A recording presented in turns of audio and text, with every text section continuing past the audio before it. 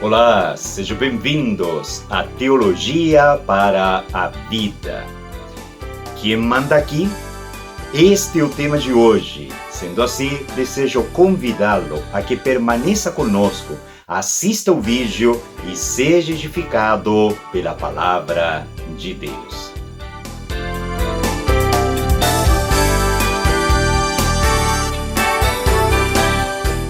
Olá, sejam bem-vindos. Imagine que um dia eu decida visitá-lo. Você gentilmente me recebe em seu domicílio e logo começamos a conversar. Temos uma conversa muito, mas muito agradável. Até o momento em que eu fico aborrecido, fico irritado com a forma em que você colocou, organizou os móveis em seu lar.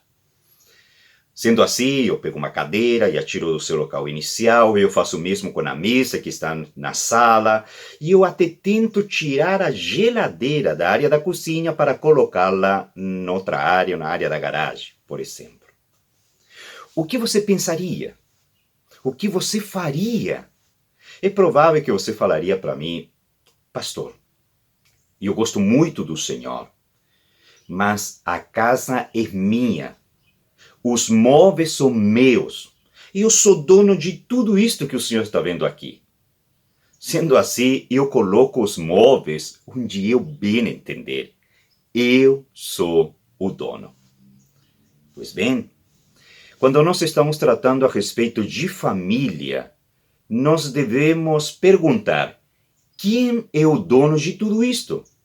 Quem é o dono do mundo? Quando nós voltamos o nosso olhar às Sagradas Escrituras, precisamente no livro dos Salmos, capítulo 24, versículo 1, nós encontramos a resposta. A Bíblia Sagrada diz: ao Senhor pertence a terra e tudo que nela se contém, o mundo e os que nele habitam. Deus é o dono de tudo. Deus é o dono do mundo. Deus é o Criador e o sustentador de todas as coisas. Sendo assim, e já que Deus é o dono do mundo, ele tem pleno direito de regulamentar em toda a área de suas criaturas. Por exemplo, Deus tem pleno direito de regulamentar o nosso tempo. Deus é o dono de tudo. Em segundo lugar, Deus tem pleno direito de regulamentar a nossa sexualidade. Ele é o dono de tudo. Deus tem pleno direito de regulamentar o uso de nossos bens. Deus é o dono de tudo.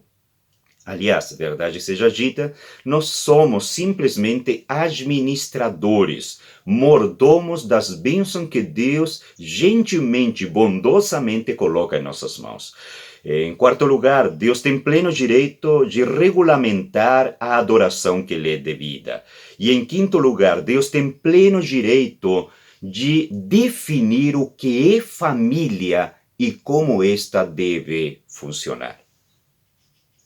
Avancemos. Precisamos responder ainda outra importantíssima pergunta. Quando Deus regulamenta em toda a área de nossa vida, a quem Deus olha como modelo? A quem Deus olha como padrão para regulamentar em toda a área da vida de suas criaturas? E a resposta é muito simples. Deus olha a si mesmo. Deus é o padrão moral. O modelo é ele mesmo. Tudo que Deus diz, tudo que Deus faz, toma a si mesmo como ponto de partida. Jamais se esqueça disso. Por exemplo, quando nós tratamos a respeito da definição bíblica de casamento, nós descobrimos pela palavra do Senhor que a definição de casamento é pacto.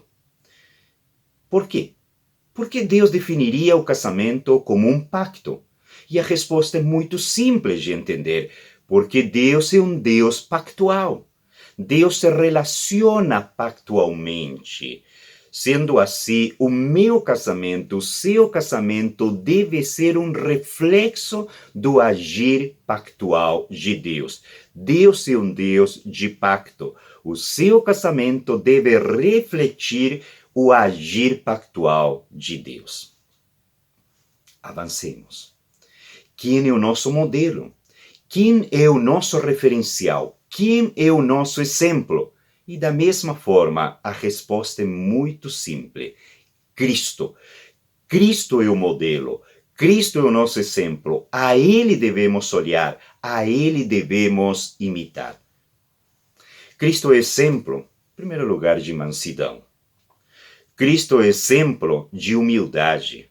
A Bíblia Sagrada nos revela as palavras do nosso Senhor e Salvador Jesus Cristo, quando Ele disse: "Vinde a mim, todos os que estão cansados e sobrecarregados, e eu vos aliviarei. Tomai sobre vós o meu jugo e aprendei de mim, que sou manso e humilde de coração, e acharei descanso para a vossa alma." Mas Cristo não é somente exemplo de humildade ou de mansidão. Cristo é exemplo para nós, maridos, especificamente. Cristo é exemplo de amor sacrificial. Por que eu me dirigi aos maridos? Porque eu gostaria de ler, para encerrar, o que está escrito na carta aos Efésios, capítulo 5, e no versículo 25, onde diz o seguinte: "Maridos, amai vossa mulher, como também Cristo amou a igreja e a si mesmo se entregou por ela." Cristo é nosso exemplo. A Ele devemos olhar, a Ele devemos imitar. Isto, de fato, agrada a Deus. Amém.